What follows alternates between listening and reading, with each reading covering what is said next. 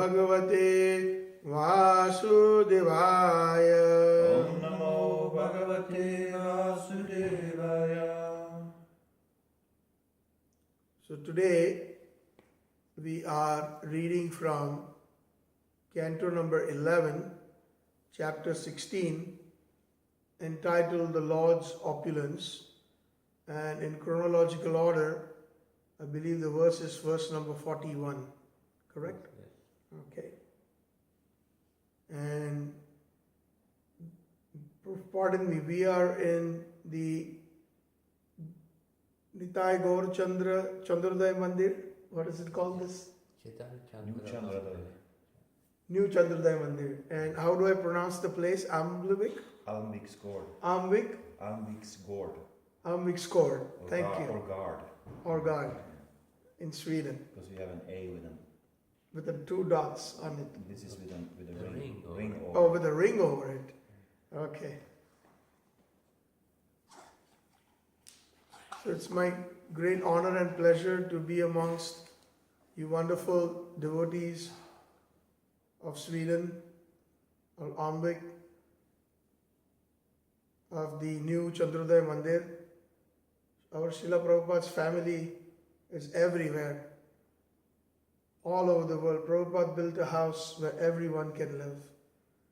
And what more proof can we ask for when I can find something close to the North Pole, where Prabhupada's movement is so much active and alive. And I, first of all, thank all of you, listeners who are present here, senior Vaishnavas, for giving me this opportunity to serve.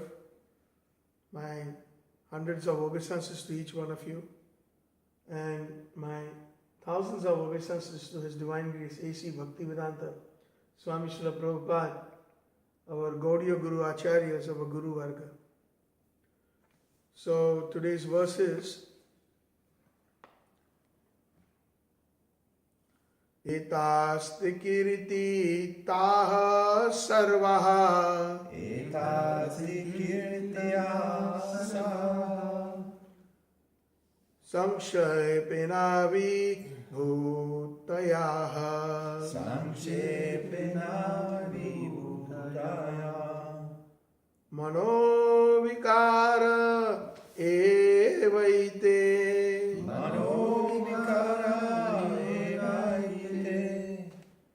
Yata vacha vidiyate. Yata vacha vidiyate. Translation and purport by the disciples of His Divine Grace A.C. Bhaktivedanta Swami Srila Prabhupada. Kindly repeat. Etaha. Etaha. These. Te. To you. Kirtitaha. Describe. Sarvaha. All. Samkshipena. Briefly. Vibhutaya.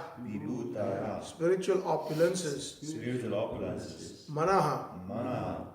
Of the mind. Vikaraha. Transformations. Eva. Indeed. Ete. These. Yatha. Accordingly. Vacha. By words. Abhidhiyate. Is described. Translation. I have briefly described to you all my spiritual opulences and also the extraordinary material features of my creation, which are perceived by the mind and defined in different ways according to circumstances. Purport. According to Sanskrit grammar, and as confirmed by Srila Siddhar Swami, the words etaha and ete describe two distinct sets of the Lord's opulences. The Lord has described His opulent plenary expansions such as Vasudev, Narayana, the Super Soul, etc. And further, the Lord has described the outstanding features of the material creation, which are also included among the glories of the personality of Godhead. The plenary manifestations of the Lord, such as Vasudeva, Narayan, etc., are all eternal, unchanging, transcendental features of the Lord and are indicated by the term etaha. The extraordinary aspects of material creation, however, are circumstantial and dependent on individual perception. And they are therefore described there by the words mano vikara evaite yatha vacha bhi diyate. Srila Jiva Goswami explains that by consistent logical application of synonyms, etaha refers to the Lord's eternal spiritual manifestations of symptoms. Etaha refers to the Lord's eternal spiritual manifestations beyond the perception of the material senses, whereas ete refers to those opulences that can be perceived by conditioned souls. He gives the example that the paraphernalia and the intimate associates of a king are all considered to be part and parcel of the king and therefore granted royal status. Similarly, the opulent features of material creation are reflected expansions of the Lord's personal opulences and thus may be considered non-different from Him. One should not, however, wrongly assume that such insignificant material opulences occupy the same status of the Lord's plenary features as the personality of Godhead, which are qualitatively and quantitatively equal to the Lord. Srila Vishwanath Chakravarti Thakur comments as follows on these words. The Lord's external opulences are called mano vikaraha, or related to mental transformation. Because ordinary people perceive extraordinary features of the material world according to their personal state of mind, thus the word vacha vidhyate indicates that conditioned souls describe the Lord's material creation according to specific material circumstances. Because of the circumstantial relative definitions of material opulence, such opulence is never to be considered a direct plenary manifestation of the Lord's personal form. When one's state of mind is transformed into a favorable or affectionate state, one defines a manifestation of the Lord's energy as my son, my father, my husband, my uncle, the son of my brother, my friend, and so on. One forgets that every living entity is actually part and parcel of the Supreme Personality of Godhead, and that whatever opulences, talents, or outstanding features one may exhibit are actually the potencies of the Lord.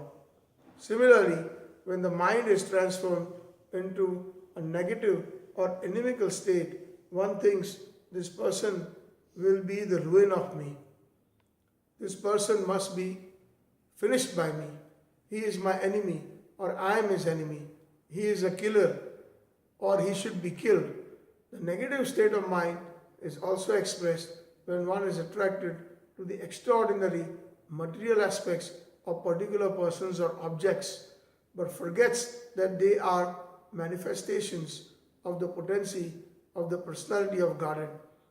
Even the demigod Indra, who is quite obviously a manifestation of the Lord's material opulences, is misunderstood by others. For example, Indra's wife Sachi thinks that Indra is my husband, whereas Aditi thinks he is my son. Jayanta thinks that he is my father. Brihaspati thinks that he is my disciple, whereas the demons feel that Indra is their personal enemy. Thus, different personalities define him according to their mental state. The Lord's material opulences, being relatively perceived, are therefore called mano-vikara, which means they are dependent on mental states.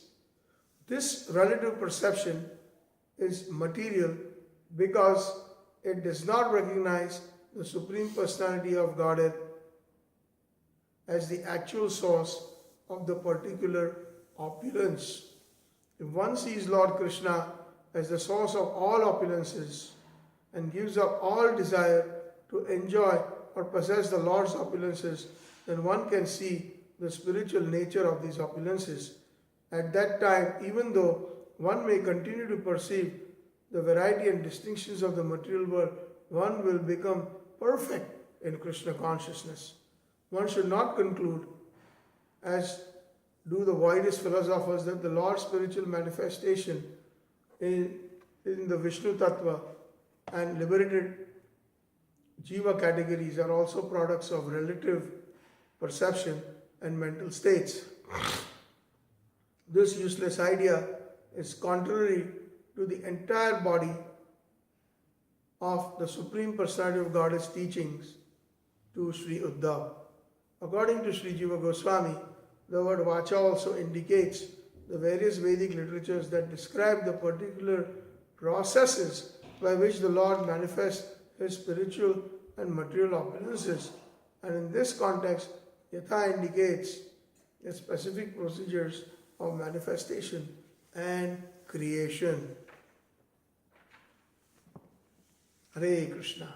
Hare Krishna. Om Jnanatimirandasya Jnananjana Shalakaya Chakshurunmilitam Yena Tasmai Shri Guruve Namaha Vancha Kalpatarobhyascha Kripa Sindhuvevacha Patitanam Pavanebhyo Vaishnavebhyo Namo Namaha. Jai Shri Krishna Chaitanya Prabhu Nityananda Shri Advaita Shri Gadadhar Shri Vasadi Gaur Bhakta Vrinda Aradhyo Bhagwan Vrajesh Tanayastadham Vrindavanam Ramya Kachid Upasna Vrajavadu Vargena Taya Kalpita Shrimat Bhagavata Purana Yamalam Prema Pumartho Mahan Shri Chaitanya Mahaprabhur Mataidam Nayatraya Graha Paraha. Shri Panchatattva ki Srila Prabhupada Brahma Padma Gaudiya Sampradaya Acharya Guru Var ki Gaur Premanande. Hari Hari.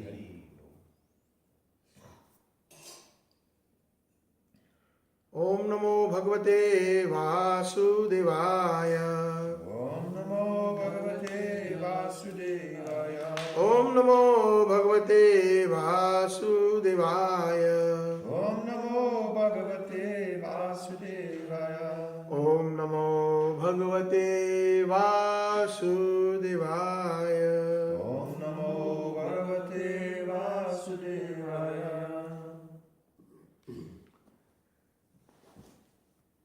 Hare Krishna.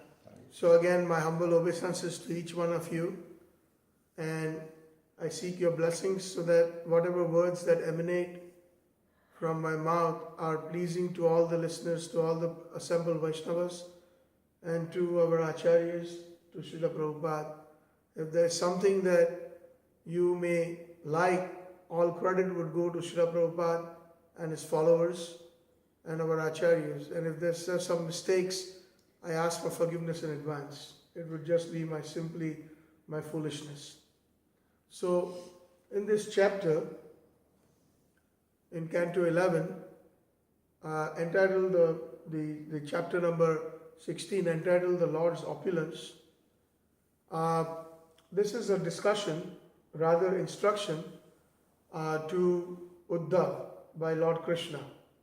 Before Krishna is leaving, winding up his pastimes, going back to Golok, he instructs this wonderful messages to Uddava. Just like Arjuna was instructed on the battlefield of Kurukshetra, those instructions are called Bhagavad Gita. And these instructions here, they are called Uddhava Gita. because whatever the Lord speaks, it's like a song. It's so sweet. In Brahma Samhita, there is a wonderful verse, I think it's verse number 56, that says, Shriya Kantaha Kantaha Parama Purushaha Kalpataravo Druma Bhumis Chintamani Ganamai Toyam Amrutam Katha Ganam Natyam Gamana Picha Vamshi Priya Sakhi Chidananda, etc., etc. So he says, Katha Ganam Natyam. Whenever any residents of Golok, they speak as if they are Ganam, means to sing, Gita. So obviously, whatever Krishna speaks, it's like a song. That is why it is also known as, these instructions are known as Uddava Gita. And Katha Ganam Natyam Gamana Picha. And when the residents of Golok Vrindavan, or the spiritual sky, when they are walking, it seems like they are dancing. Katha Ganam Natyam Gamana Picha. This is the beauty of the Supreme Personality of Godhead and spiritual entities. So in this, Krishna, in the Uddhav Gita, Krishna tells Uddhav, yes, I had also instructed Arjuna in the previous verses. I will very briefly try to summarize the chapter so far. So it kind of, today's verse will fall into place. Krishna tells, when Uddhav asks some wonderful questions, Krishna tells, yes, similar questions were asked by Arjuna also about my opulence. And I spoke this to him as well, about my specific potencies, about my knowledge, about my strength, about my influence, and so on. And Krishna tells Uddhav in the Gita that I am the soul of all beings. I am the Paramatma. He is the expansion that happens to be in each and every atom, not only living entity. Paramanu chayantarastam andam govindamadi purusham tamaham bhajami. He is present in each and every atom. As a matter of fact, someone may ask, how is he present in the atom? A very simple scientific analysis will tell us that one who has studied basic science in school or college, the atom structure, even by modern science, has shown that there is a nucleus, a proton and an electron, and they are having non-stop revolutions at very high speed. So where are they getting that energy from? Because within the nucleus, Paramatma is present. And also if we see the rendering or the image that they have shown of Paramatma in the atom, if you've seen the Upanishad cover, some of the different versions, they show that. Or even the Science of Self-Realization book has that page cover with the Paramatma standing in the center, and with the protons and electrons, they are rotating at a very high speed.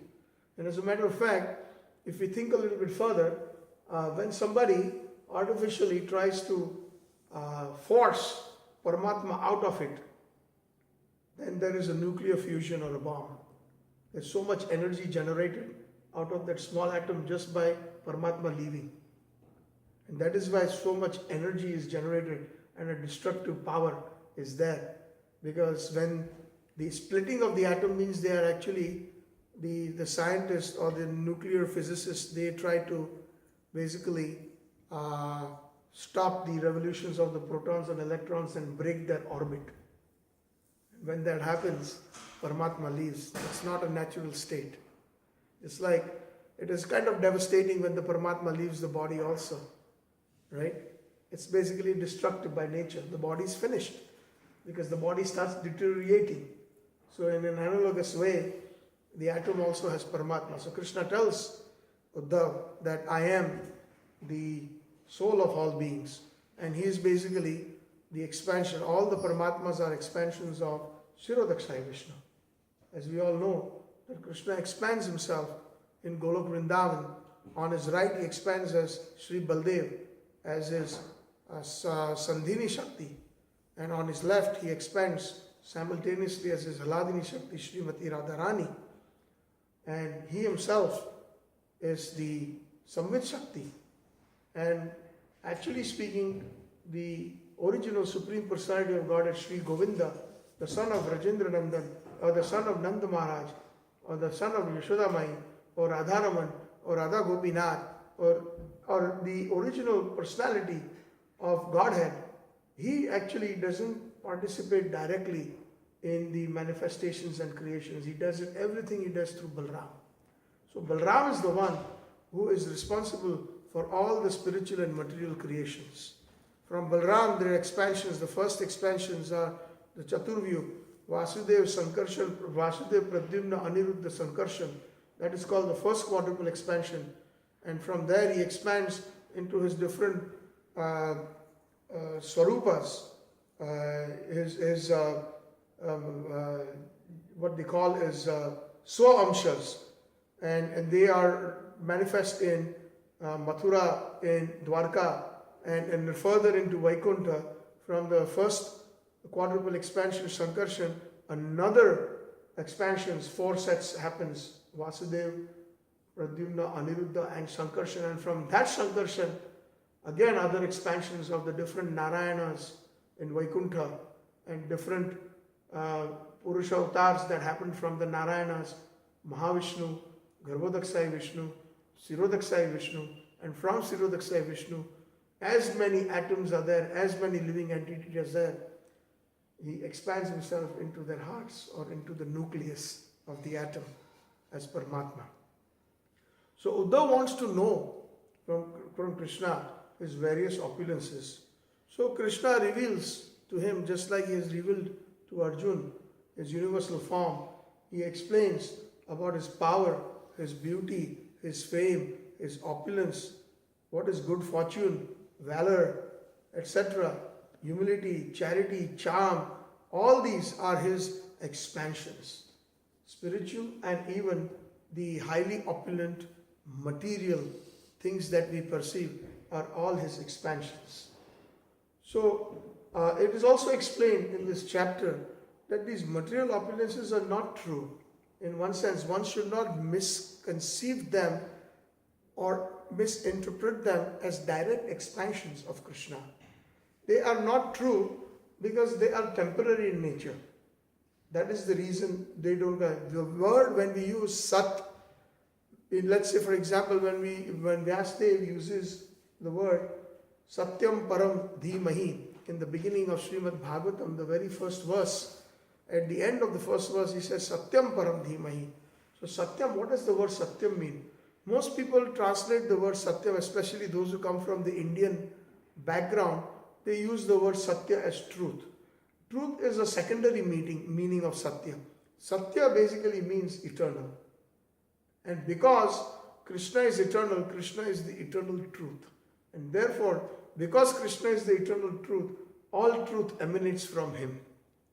So the secondary meaning of Satya is truth. Because in Sanskrit they also say Satyam Satyam, meaning very truthfully. That's what it means. Truthfully I say. So somebody can use the same word Satya for the word truthful. But the original root or the original meaning of the word Satya means eternal. And anything that is not eternal is not a direct manifestation of Krishna. So that is what Bhagavatam is telling us in this chapter. So one should not meditate on things that are temporary. And one can meditate on them when one is in a very neophyte stage. Then it helps them to remember Krishna. So as we see in the chapter, Krishna says that amongst the Vedas, teacher of the Vedas is Lord Brahma. And Lord Brahma is material. All these are amongst the mantras, he is Omkar. Now, Omkar is not material, it is spiritual. because it is eternal, the sound vibration. And just like Prabhupada mentions, I think again in the 11th canto somewhere, I had read that there is no difference between the Hare Krishna Mahamantra and the Omkar. But Omkar is more or less, it explains that the energy and the energetic, and Mahamantra is more explicit. Omkar, Om, so many yogis and so many Brahmavadis and even Mayavadis, they like to chant Om. But Vaishnavas like to chant Hare Krishna Mahamantra because it is very, very specific. It is addressed specifically to Krishna and Krishna's internal potencies headed by Srimati Radharani. So Prabhupada says that actually the Hare Krishna Mahamantra is basically the energetic, which is Krishna, and his prime energies, which is Srimati Radharani. So Om also is basically Krishna is present in his sound vibration, and along with his energy, he is present in Om. So Krishna says amongst the mantras, he is Omkar or Om. Amongst the sacred mantras, he is Gayatri. Amongst demigods, he is Indra. And again, amongst the sons of Aditi, he is Vishnu. So it's amazing. Aditi was married to Kashyap Muni. And Krishna also appeared to them because they, as one of the Prajapatis also we know that in Krishna book and in Bhagavatam it is explained that how did Vishnu or Krishna appear to Vasudeva and Devaki? Because they had actually had a very strong desire. They had in their past lives they were actually Prajapatis, Vrishni and Sutapa, Vrishni Garbha and Sutapa. So Krishna is also known as Vrishni Garbha. Vishnu is known as Vrishni Garbha because he appeared to them in one of those Satya Yuga millenniums, and when he appeared, because they were pleased by his austerities, he says, "What can I do for you?" So he said, "We would like to have a son exactly like you." So he says, "There's nobody like me except me, so I have to appear. And not only that, because I'm so pleased with you, I will appear in birth after birth for 3 births." So then he appeared as Vrishni Garbha in Prishni and Sutapa, and then he appeared in the next birth as Kashyap Muni and Aditi, and then in the next birth in Dwapar Yuga he appeared as Vasudeva and Devaki, those two personalities, and then Krishna appeared as Vasudeva Krishna. When the R comes, especially the Swedish must be very, very aware of this, because I see that in your letters you have the dots and it's just like when there is on A there is a line and then it becomes A, the pronunciation changes, that means off. So Vasudeva, when somebody addresses Vasudeva, it is Krishna's father, but when somebody says Vasudeva, then it is Krishna. It's like sometimes we all make this mistake even when we are chanting Prabhupada's Pranam Mantra. We say Namam Vishnupadaya Krishna Prishtaya Bhutale Srimati Bhakti Vedanta Swaminiti Namine Namaste. Most of us say, we see Saraswati Devi. It is not Saraswati Devi, it is Saraswati Devi. Because Saraswati Devi, Saraswati means basically either it could be the goddess of learning, or Saraswati here indicates Saraswati Thakur, Bhakti Siddhanta Prabhupada. So he is the spiritual son initiated by Saraswati Thakur. Therefore he is known as Saraswati. So in his Pranam Mantra we are actually glorifying, when we are saying Saraswati Devi, we are glorifying him as the transcendental son of the great personality Srila Bhakti Siddhanta Saraswati Thakur Prabhupada. So of course, most of us, the Westerners, have a difficult time pronouncing, but there's nothing wrong with it. But sometimes if we are made aware, then we should make a conscientious effort. But I've seen this happen even to most Indian bodies. They even use the word Saraswati Devi. So we should be a little conscious, because Prabhupada was very particular. He was a perfectionist in everything. And we have to follow in the footsteps of the great devotees. Mahajana Jaina Gata Sapantaha Dharma Svatatta Nihitam Guhyam. So like this, he's saying that I am the son of Aditi, Vishnu. So in Vasus, he is Agni. In Rudras, he is Lord Shiva. In the saintly demigods, he is Naradji. And in the saintly Brahmins, he is Bhrigumuni. And in the cows, he is Kamadhenu. Kamadhenu is those cows that can fulfill your desires. There are certain cows that are known as Kama. Kama means desires and Dhenu means cows. So, whatever your desires are, when you pray to that cow, those cows can fulfill your desires just like Kalpavrikshas. So, in Golok Vrindavan, most of them are Surbhi Kamdhenus.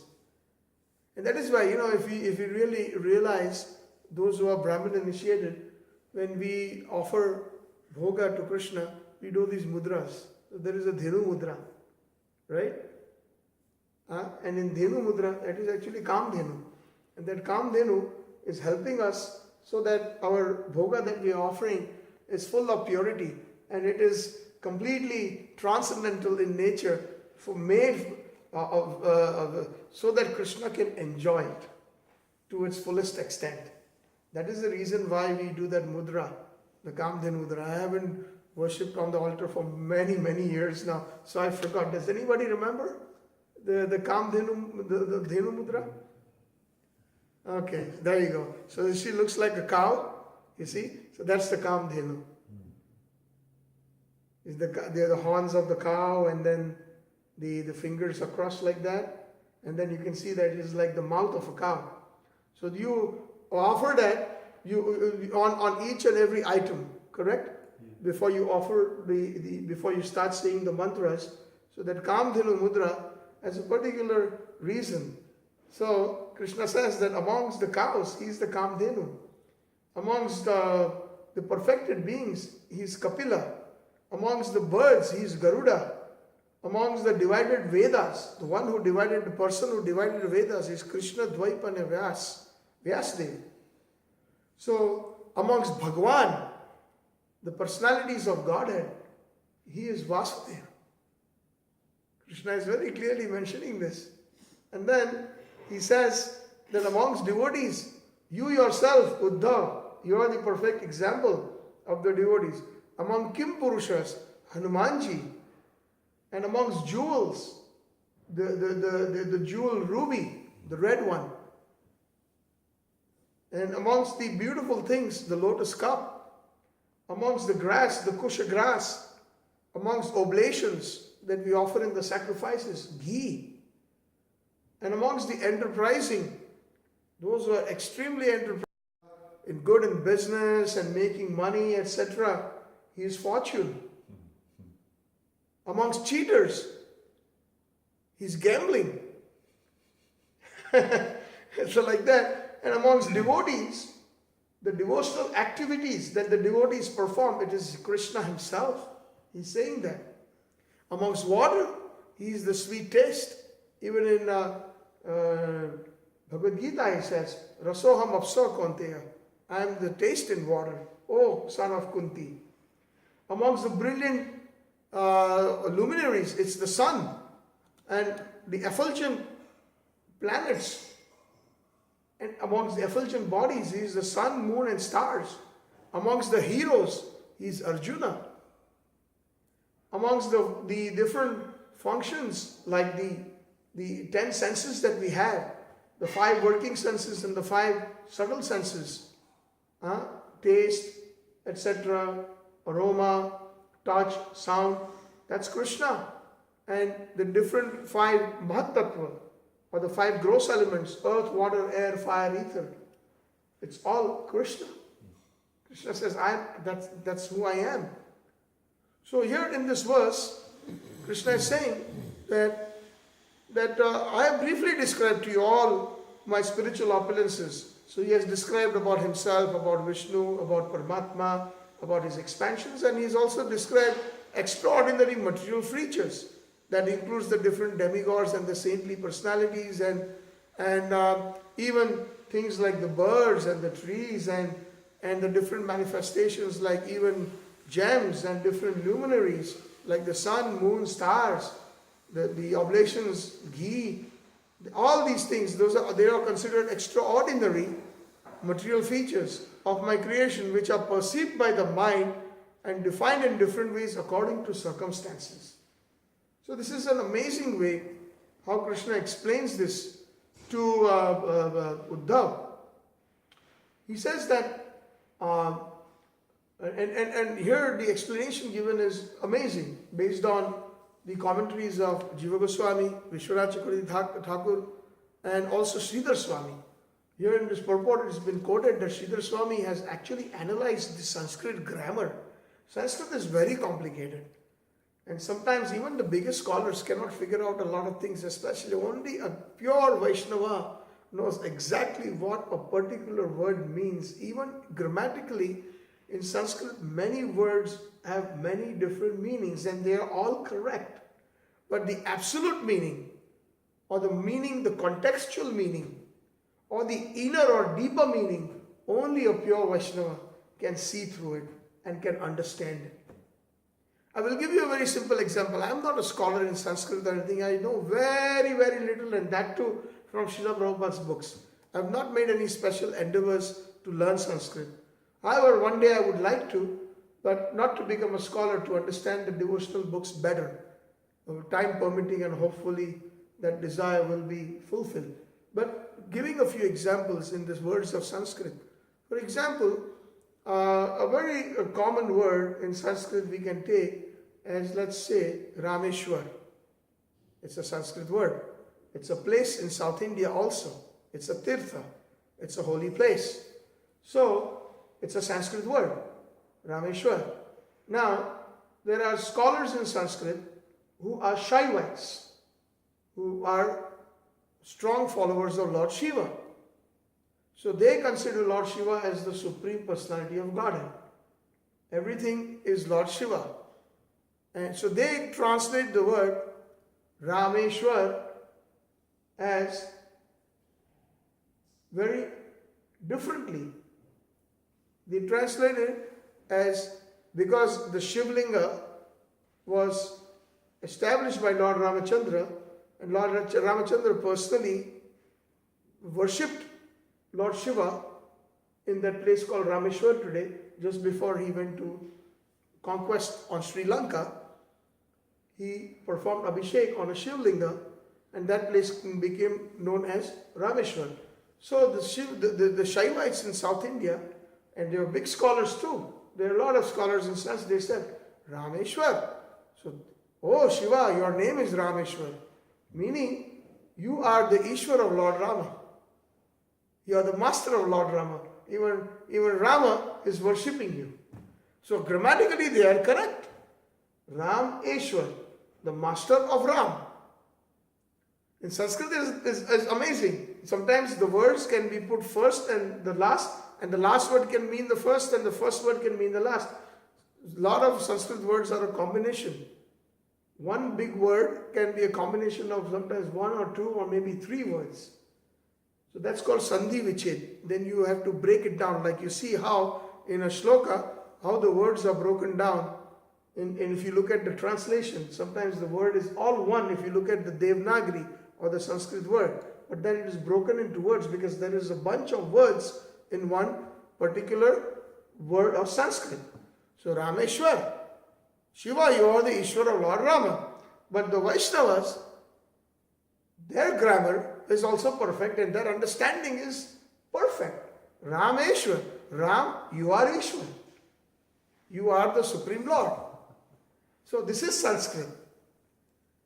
So the point is that here he is talking about, according to Sanskrit grammar, as confirmed by Sridhar Swami, the words etaha and ete describe two distinct sets. And what are they? The two distinct sets are the plenary manifestations that apply, for example, to Vasudeva, to Narayana, to Paramatma, where Krishna personally expands himself as his subjective portions, as his swa-amshas, his personal expansions. So to that the word etaha applies. The word specifically, Sridhar Swami has explained that. And he says that the words where the word eta applies is as extraordinary aspects of material creation.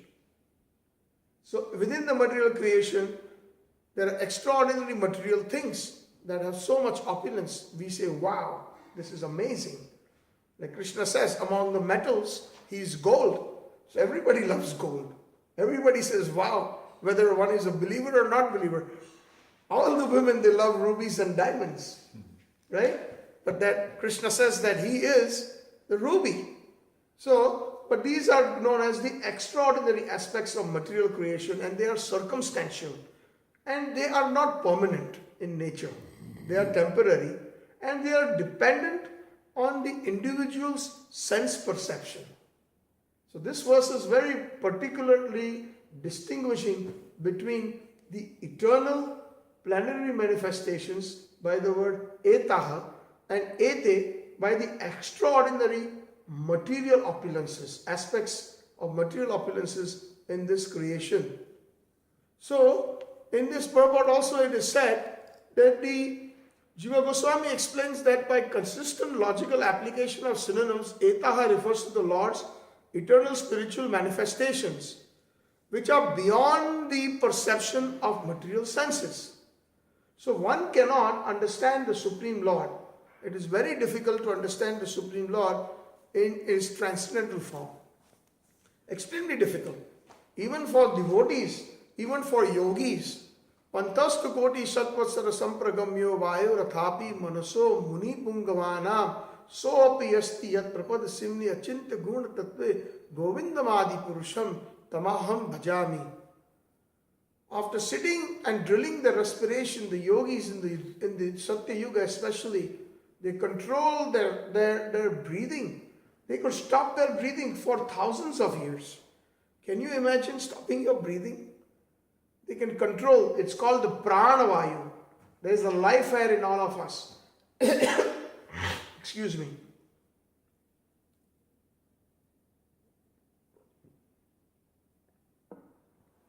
This life air within the body, actually, as long as the life air is there, we are alive.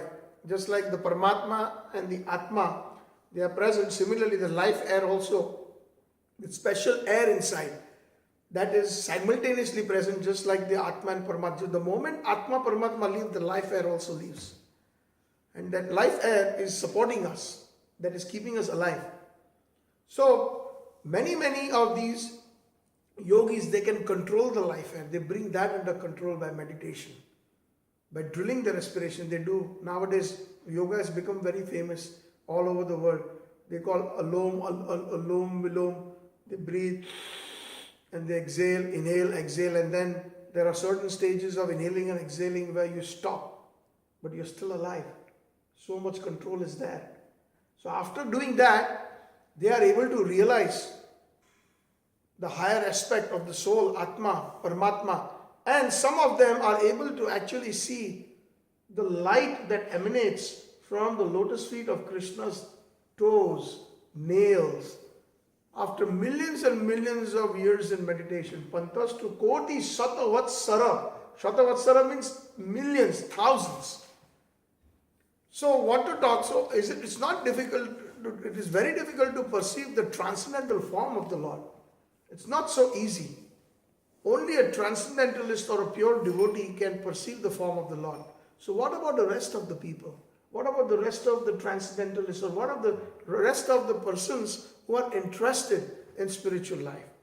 So Krishna has made this wonderful arrangement through his material opulences, through his universal form, so that somehow or the other people can concentrate and try to remember him as much as possible through the different manifestations.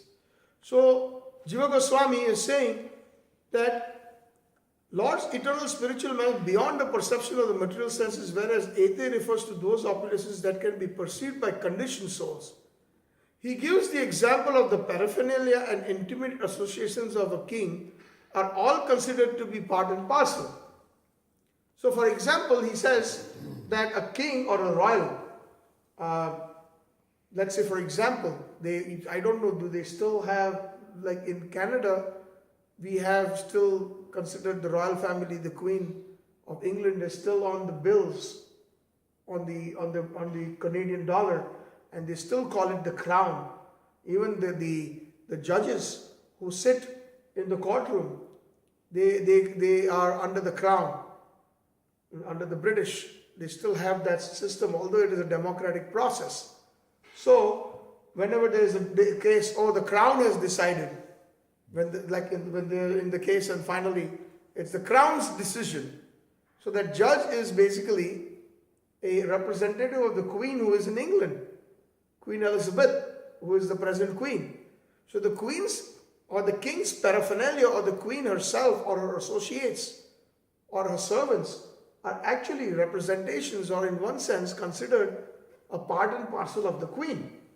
So the Queen's expansions are her ministers, her advisors, or the judges who are sitting in the court, the law, etc. And also her paraphernalia, like the seal. This is the Queen's seal, the King's seal. In the old days, when they used to come, a simple messenger would come, but he would get so much importance because he had the seal, official seal of the king or the queen. When he read the message, everybody would be in attention. Everybody would pay so much respect to the words that are being written out, because they are non-different, or they are expansions of the energies of that particular person. Make sense? Same way, Jiva Goswami says, but at the same time, one should not worship that seal or worship that messenger who has brought that message. The worshipable personality is the queen or the king. It's amazing. It's like this Achintya Bheda Veda Tattva. It belongs to the king, it's a part of the king, but it is not the king. So therefore it is very clearly mentioned that one should not, however, wrongly assume that such insignificant material opulences occupy the same status as the Lord's plenary features. So one can say that, oh great, rubies. Krishna just said that he is rubies. So then shall we consider ruby and worship him and put ruby on the altar and give the ruby the same paraphernalia and obeisances and all abhishek and on Janmashtami, on Gaur Purnima, and do all the different artis and offer bhoga to a piece of ruby? No, we don't do that. That's what Jiva Goswami is explaining, that these material opulences are a temporary manifestation so that we can remember the Lord. So Srila Vishwanath Chakravarti Thakur, he also comments. He says that on this verse, the Lord's external opulences are called manovikara. Manovikara means the mind.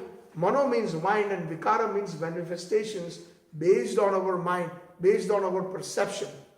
So for example, the examples are given that supposing if someone is saying, this is my son, this is my father, this is my uncle, this is my friend, this is the son of my son, or this is my grandson, or this is the son of my daughter. So these are all human beings. But Jai, Shri Panchatattva ki Jai ho. These are all human beings. But who are human beings? We are all spirit souls. And who are spirit souls? We are all part and parcels of Krishna. Krishna says in the Bhagavad Gita, Mamai, what is that verse? Mamai loka jiva bhuta sanatana. Mamai amsha. All the jivas are my anshas. They are my part and parcels. But how do we perceive our family members? We don't perceive them as Krishna's part and parcels. Pure devotees perceive them as Krishna's part and parcels. For example, immediately one thought comes to my mind when Bhakti Vinod Thakur, when actually he was in Jagannath Puri, and little Bimal Prasad, Bhakti Siddhanta Saraswati Thakur Prabhupada, when the mangoes came, he was a big magistrate. And many villagers and all used to bring him gifts, and they used to get nice mangoes from the farm. So without offering, Bhakti Siddhanta Saraswati Prabhupada, he took one mango He was very young, maybe a 5-year-old boy at that time. And Bhaktivinoda Thakur said that, I am your father, so I have to chastise you. But I know you are a spirit soul, but it is for your own good. So here Bhaktivinoda Thakur is distinctly seeing him as a part and parcel of Krishna, but also he is seeing him as his son. So it is the same person, but it is the perception. The perception is important. So the material manifestations, when we see the different opulences of Krishna, then we should be reminded of Krishna. When we are thirsty and we have a nice glass of water, and that water can quench your thirst, then we can simply say, "Oh Krishna, you are so wonderful. Raso aham apsu akanteya." He is present. There is no reason not to be Krishna conscious. In other words, Krishna's presence is perceived everywhere. And that is why one of the names of Krishna, or the most appropriate name of the Supreme Lord, is Vishnu. Vishnu means one who is present everywhere. If you translate Sanskrit word Vishnu into common English, it means all pervading. One who is present, one whose presence is everywhere. Just like in English we call him omnipresent. Right? God's definition, most of the English speaking world, they say is omnipresent, is omniscient, and is omnipotent. And we also have the same philosophy. Krishna has many potencies, omnipotent. Nam Akari Bahuda, Nija Sarva Shaktis. He's got many energies. He's omnipresent. He's present everywhere.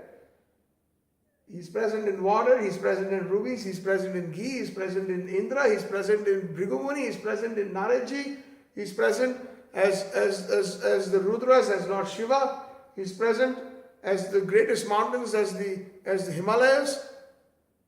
So like that, best rivers, he's present as the Ganga. So like that, so many, everywhere Krishna's presence is there.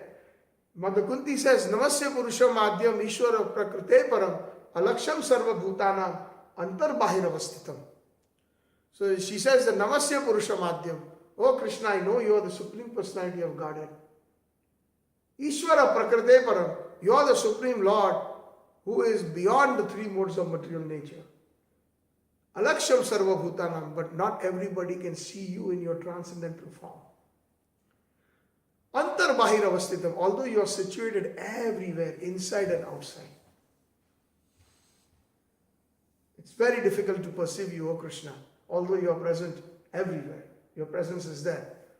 So like that, the different relations that we have, these are all parts and parcel of Krishna. That is why pure Krishna consciousness, Prabhupada has mentioned this in many places, that one should not conclude as to, like many Voidists or philosophers, that everything is a product of our imagination, because actually these manifestations are our consciousness. That if I call one particular person my son, or somebody else calls him, like the example is given that Sachi is the wife of Indra, so she thinks that my husband is Indra, and Aditi thinks that Indra is my son, and Brihaspati is thinking Indra is my disciple. It's the same person. But actually, Indra is a manifestation of Krishna in heavenly planets as the king. So, depending on who is perceiving that object, one is, according to the consciousness, one is imagining a particular relationship or a bond with that particular object based on the consciousness. So pure devotee's consciousness, Prabhupada has mentioned, is that everything he sees in relation to Krishna. Manasa deha geha jo kuch mora arpilu tuapade nanda kishora. Everything belongs to you, O Krishna. Everything is you. Ishavasham idam sarvam yat kinchara jagatyam jagat. Everything is yours, O Krishna. You are everything. You are present. Even in the Bhagavad Gita, there is this verse, I can't remember the exact Sanskrit, that you are in everything and everything is in you. You rest, everything rests on you, just like the pearl necklace rests on your chest. Everything rests on Krishna. But because we do not have that we have not gone beyond the bodily concept, we have not gone beyond the three modes of material nature, we cannot perceive the transcendental form of Krishna. Supposing if Krishna were to actually walk through that door, some of us will have doubts. Oh, this guy looks nice. He's looked like a very nice drama company. He's dressed so nicely. He looks so nice, very nicely dressed. Maybe we will have doubts that he's Krishna. He's just some actor. Or sometimes when we have Janmashtami plays, we have nice makeup. Somebody dresses very nicely as Krishna. And sometimes, we have seen that they even put the blue makeup and make him look like Krishna with the peacock feather and nice lotus lips and everything. And he looks like Krishna. But we know he's not Krishna. Because our perception is different. So it's all about consciousness. That's what this verse is basically boiling down to. The circumstantial different relative definitions are not direct manifestations of the Supreme Lord. And based on our perception, we perceive things. And Krishna has made it very easy to remember him because everything around us, even in Bhagavatam, I think in the second canto, he says that the rivers are like, and the mountains are like, and the caves. So the mountain is like reminding of the nose, and the different lakes, etc., are like his eyes, etc. So when we see a lake, when we see a mountain, when we see a tree, when we see a nice bird, when we see an eagle, we can think of Garuda, like that.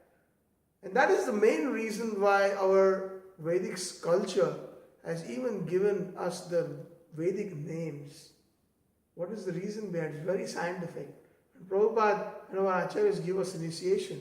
Why do they change the names to spiritual names or related to Krishna or the devotees' names? So that we are constantly reminded us of Krishna. Why do we wear tilak?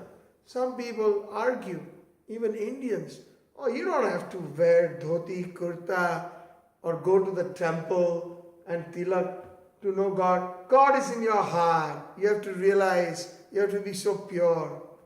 You don't need all these external things. Even the Mayavadis, they say that. Actually, I am God. Very soon I will realize it. I don't need all these external things.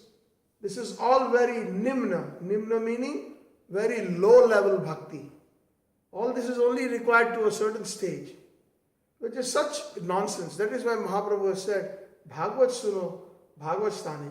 One should hear scripture, listen to scripture, the translations, the purports, the different realizations from Bhagavats, from Vaishnavas who have realized Bhagavat. So, wearing the tilak, why we should wear tilak? It's good not only for our protection, because the Yamduts have been told by Vishnudut in the case of a Jamil that anyone who wears tilak, kanthimala, or who speaks the holy name of the Lord at the time of death, you have no jurisdiction over them. Not only it's the protection, but also Krishna consciousness has always multiple advantages.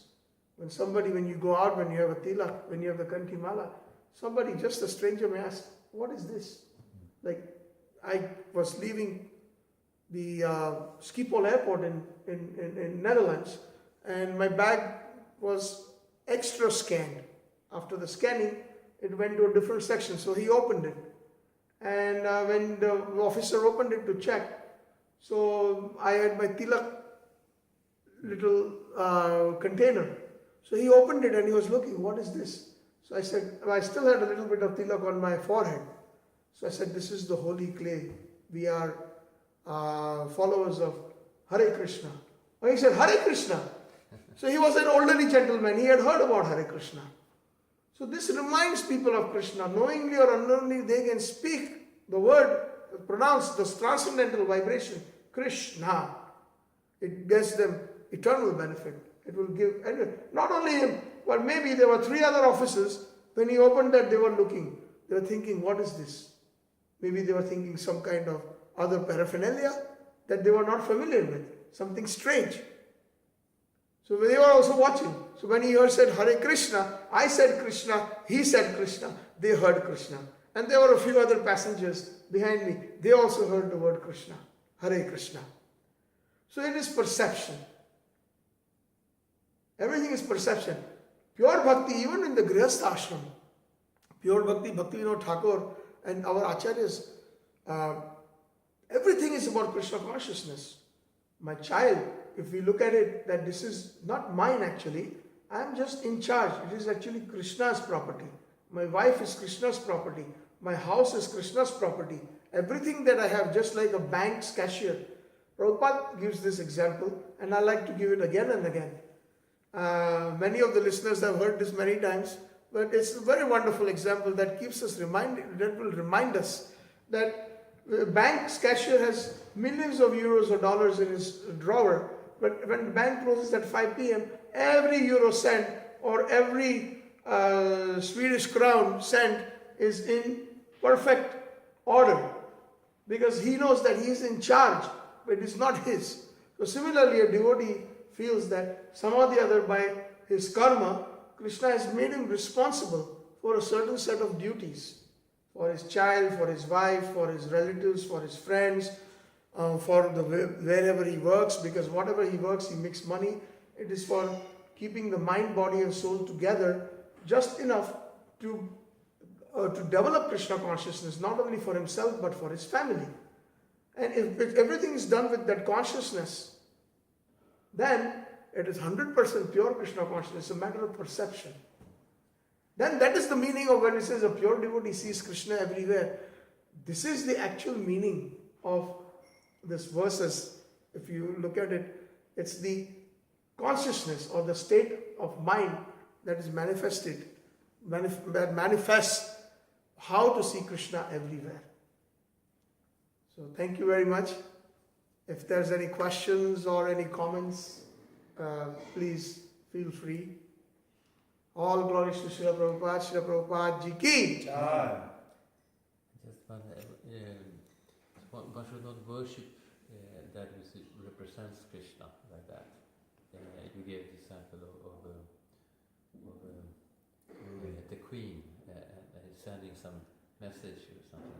You don't worship the messenger or the letter or whatever, but it is actually her in one sense also. Yes. But Guru is another category. Absolutely. That is considered as the etaha category, not the ete as explained earlier. Okay. The Guru is Krishna's Kripamurti. So, Sakshat Haritvena Samasta Shastra Uktas Tathava Yata Eva Sabdi Kinto Prabhoya Priya Eva Tasya Vande Guru Sri Charnaravindam. So in this verse there are two distinctions. One is the transcendental expansions of Krishna, and a pure Guru is a transcendental expansion of Nityananda Prabhu, of Baldev. So as far as Kripa is concerned, he is non-different. Although for Leela purposes he is different. For the purpose of Leela, he is different. But the words of the Vani of the Guru is non-different from Guru. Sakshat Haritvena Samasta Shastra. He is as good as Hari. That is why we even Prabhupada's Pranam Mantra, Bhakti Siddhanta Prabhupada's Pranam Mantra, Bhakti Vinod Thakur's Pranam Mantra, Gauravani Pracharine, Gaura Shakti Swarupaya, Rupa Nuda Varayate. Gaura Shakti. So here all Shaktya is avatar of Krishna. So they are non-different. And especially they are speaking Vani as it is, without even an iota of deviation. So they are worshipped as good as Krishna. That is why the Guru accepts worship. Prabhupada has explained that why one should worship Guru, because he is a pure representative of Krishna. And that example cannot be applied for the material example that we had discussed about the queen and the messenger. But it is a crude example for the material manifestation. That queen and her messenger, the example that we gave is for to make us understand that if queen is considered the supreme personality of Godhead as an example, and the messengers are considered as material expansions. So those material expansions remind us of the queen, or the messenger, or the letter, or the seal reminds us of the queen. But that messenger, or that letter, or that seal is not the queen. But Guru is a representative of Krishna. He is not Krishna. But it reminds us concept of Krishna, and Guru can take us to Krishna. So there is a difference in those two examples, although they look almost similar. Make sense, Prabhu? Bharata, he was worshipping Lord's shoes. Yes. So that's also another example of, Of the paraphernalia. Yeah, Yes. So Lord's paraphernalia and the Lord is completely transcendental. Everything. In the Shastra it says Krishna's name, Krishna's form, Krishna's pastimes, Krishna's dham, and Krishna's paraphernalia. They are not different. Because our consciousness is that this is all Golok. And in Golok, everything is Chitta. Everything is Chaitanya. Everything is full of consciousness. There, if we say, my dear glass, can you come here? It will fly and come to you because he is a living person. He is not a dead, inanimate person. That everything is full of consciousness. Chidananda. Everything is full of consciousness and nectar. Shri Akantaha Kantaha Parama Purusha Kalpataro Dhruma Bhumis Chintamani Kalpataro Chidananda Rupam Paramapitada Swadhyam Apicha. And Krishna relishes each and every object in Golok. Swadhya. Swadhyam means to relish, to taste. Just like we can taste the sweetness of a person. Right? We normally say in our language, such a sweet baby, or such a sweet person he is. When you see him, he's full of sweetness. So that sweetness of that person, like we say, Prabhupada is so sweet, Prabhupada is so kind. So it is the quality that is manifesting. So all these paraphernalia, whether it is the thali or the plate or the ringing bell or all the different items, they are all actually Lord Balram's expansions.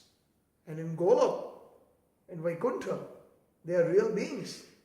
They have a form. These are the forms. Just like we have a particular form, you have a Caucasian, Scandinavian body, I have an Indian body, I have a particular body, and the soul has, similarly in the spiritual world, the soul has a particular body. The soul can be a glass for Krishna, for his pleasure. And everything is considered in high respect. Uddava says that I would like to become a blade of grass. So even becoming a blade of grass is in Golok or in Vrindavan is very esteemed. It is the desire of Uddava. So he can get the dust of the lotus feet of the gopis, the gopas, and Krishna. Yes, Prabhu. So the Mahaprasadam of the Lord is not counted into the. It is counted into the opulence of the Lord, or is it in the Eta category? Mahaprasad is both. Like Lord Narayana, he is so opulent. At the same time, he is Etaha. Prasadam is absolutely, it's very opulent because it is touched by the glance of Krishna or the lotus lips of Krishna. It is full of transcendental power. It delivers us. Prasadam is the one that delivers everyone. Everything started because of the sound vibration of Prasadam in 26 2nd Avenue, New York. That's what made devotees. Today also, Prasadam is an integral part. How do you think people get attracted? It is not because of there's tasty food everywhere else. People spend hundreds of euros in a nice French restaurant. Very tasty stuff, whatever that is, what the dishes are. But they still keep coming back to the Hare Krishnas for more and more because there's something that you cannot describe. It is so transcendental. It has an eternal effect on us. So it is under the Etaha category, definitely. That's what I personally, that's my realization. It is not under the Ete category. That's why Prabhupada called it our secret weapon. Secret weapon. Hari Hari.